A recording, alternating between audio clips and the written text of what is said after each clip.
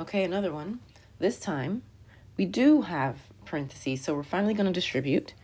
We're distributing the 3. Don't forget to distribute to the second term. A lot of us are putting 3x minus 1. It's going to be 3x minus 3 equals 15. And now it's just a regular old two-step equation. I need to get rid of this 3 by doing the opposite.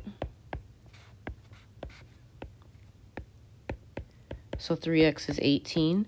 I just want x, so get rid of this 3 by doing the opposite and dividing. So I think x equals 6. Let's check. I'm going to rewrite this equation, but instead of the x, I'm going to put a 6 in its place.